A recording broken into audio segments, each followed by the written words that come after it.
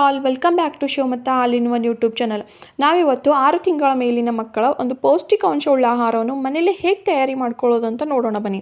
ಮೊದಲಿಗೆ 1 ಕಪ್ ಆಗೋಷ್ಟು ಅಕ್ಕಿ ಮತ್ತು 1 ಸ್ಪೂನ್ ಆಗೋಷ್ಟು ಕಡಲೆಬೇಳೆ, 2 ಸ್ಪೂನ್ ಆಗೋಷ್ಟು ಹೆಸರುಬೇಳೆ, 2 ಸ್ಪೂನ್ ಆಗೋಷ್ಟು ತೊಗರಿಬೇಳೆ, 1 ಸ್ಪೂನ್ ಆಗೋಷ್ಟು ಉದ್ದಿನಬೇಳೆ ಎಲ್ಲನೂ ಒಂದು ಬೌಲ್ಗೆ ಹಾಕ್ಕೊಂಡು ನೀಟಾಗಿ 1-2 ಸಲ ಅದನ್ನು ತೊಳ್ಕೊಬೇಕು. ಆಚೆನೂ ಸಿರ್ಲ್ಯಾಕ್ಸು ಅದು ಇದು ಅಂತ ತುಂಬಾ ಸಿಗುತ್ತೆ. ಅದನ್ನೆಲ್ಲ ನಾನು ತಿನ್ನಿಸ್ಬೇಡಿ ಅಂತ ಹೇಳ್ತಾ ಇಲ್ಲ, ತಿನ್ನಿಸಿ. ಆದರೆ ಅದ್ರ ಜೊತೆ ಈ ಥರ ನಾವೇ ಮನೇಲಿ ಮಾಡಿ ತಿನ್ನಿಸಿದ್ರು ತುಂಬಾ ಒಳ್ಳೆಯದು. ಯಾಕಂದರೆ ನಮ್ಮ ಮಗು ಏನು ತಿನ್ನುತ್ತೆ ಏನು ತಿನ್ನಲ್ಲ ಅಂತ ತಾಯಿಗಿಂತ ಚೆನ್ನಾಗಿ ಯಾರಿಗೆ ಗೊತ್ತಿರುತ್ತೆ ಹೇಳಿ. ಅದಕ್ಕೆ ನಮ್ಮ ಮಗು ಏನೇನು ಇಷ್ಟ ಆಗುತ್ತೆ ಅದೆಲ್ಲ ಬೇಳೆಗಳನ್ನು ಇದರಲ್ಲಿ ಸೇರಿಸ್ಕೊಂಡು ನಾವೇ ಮನೆಯಲ್ಲಿ ಮಗುಗೆ ಇಷ್ಟ ಆಗೋ ರೀತಿಯಲ್ಲಿ ಸಿರ್ಲ್ಯಾಕ್ಸ್ನ ರೆಡಿ ಮಾಡ್ಬೋದಲ್ವಾ. ಏನೋ ಎಮರ್ಜೆನ್ಸಿ ಟೈಮಲ್ಲಿ ಇಲ್ಲ ಆಚೆ ಹೋಗುವಾಗ ಈ ಥರ ಟೈಮಲ್ಲಿ ಆಚೆ ತಂದು ತಿನ್ನಿಸ್ಬೋದು. ಅಕ್ಕಿ ಬೇಳೆನೆಲ್ಲ ಇವಾಗ ತೊಳ್ಕೊಂಡಿದ್ವಲ್ಲ, ಇದನ್ನು ಇವಾಗ ಒಂದು 3-4 ಅವರ್ ಆದರೂ ನೆರಳಲ್ಲೇ ಒಣಗಿಸ್ಕೋಬೇಕು.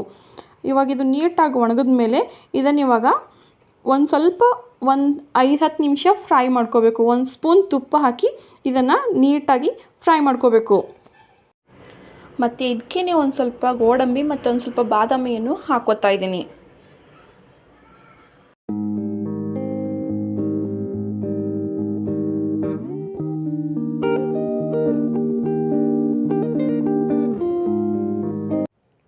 ಮತ್ತು ಒಂದು ಸ್ವಲ್ಪ ಜೀರಿಗೆ ಮತ್ತು ಒಂದು ಸ್ವಲ್ಪ ಅಜವಾಯಿನ ಹಾಕೋತಾ ಇದ್ದೀನಿ. ಇದು ನಿಮ್ಗೆ ಇಷ್ಟ ಆದರೆ ಹಾಕ್ಕೋಬೋದು, ಇಲ್ಲ ಸ್ಕಿಪ್ ಕೂಡ ಮಾಡ್ಕೋಬೋದು, ನಿಮ್ಮ ಟೇಸ್ಟ್ ಪ್ರಕಾರ ಹಾಕ್ಕೋಬೋದು. ಆಮೇಲೆ ಇದು ಚಿಕ್ಕ ಮಕ್ಕಳಿಗೆ ತಿನ್ನಬೇಕು ಅಂತೇನಿಲ್ಲ, ದೊಡ್ಡವರು ಕೂಡ ತಿನ್ಬೋದು. ನೋಡಿ ಇಷ್ಟಾದರೆ ಸಾಕು. ಇವಾಗ ಗ್ಯಾಸ್ನ ಆಫ್ ಮಾಡ್ಕೊಂಬಿಡೋಣ. ಮತ್ತು ಇದನ್ನು ಸ್ವಲ್ಪ ತಣ್ಣಗಾಗ್ಬಿಟ್ಟು ತಣ್ಣಗಾದ್ಮೇಲೆ ಇದನ್ನೊಂದು ಮಿಕ್ಸಿ ಜಾರ್ಗೆ ಹಾಕ್ಕೊಂಡು ಸಣ್ಣದಾಗಿ ಗ್ರೈಂಡ್ ಮಾಡ್ಕೊಂಡು ಬಿಡೋಣ. ಸಣ್ಣದಾಗಿ ಗ್ರೈಂಡ್ ಆದಮೇಲೆ ನಾವು ಇದಕ್ಕೆ ಒಂದು ಸ್ವಲ್ಪ ರಾಗಿ ಹಿಟ್ಟು ಬೇಕಾದರೂ ಹಾಕ್ಕೋಬೋದು. ಇದನ್ನು ಇವಾಗ ಚೆನ್ನಾಗಿ ಮಿಕ್ಸ್ ಮಾಡಿ ನಾವು ಒಂದು ಡಬ್ಬದಲ್ಲಿ ಸ್ಟೋರ್ ಮಾಡಿ ಇಟ್ಕೋಬೋದು. ಇದನ್ನು ಇವಾಗ ನಾವು 15 ದಿವಸ 1 ತಿಂಗಳು ಎಷ್ಟು ದಿನ ಬೇಕಾದರೂ ಯೂಸ್ ಮಾಡ್ಕೋಬೋದು. ಒಂದೊಂದು ಸಲ ನಮಗೆ ಆಚೆ ಹೋಗಬೇಕಾಗುತ್ತೆ, ಇಲ್ಲ ಏನೋ ಕೆಲಸ ಇರುತ್ತೆ, ಆವಾಗ ತಿಂಡಿ ಊಟ ಎಲ್ಲ ಮಾಡ್ಕೊಳ್ಳೋಕೆ ಆಗಲ್ಲ. ಆವಾಗ ಇದನ್ನು ದೊಡ್ಡವರು ಕೂಡ ಮಾಡ್ಕೊಂಡು ತಿನ್ಬೋದು. ತುಂಬಾ ಸುಲಭ ಇದು.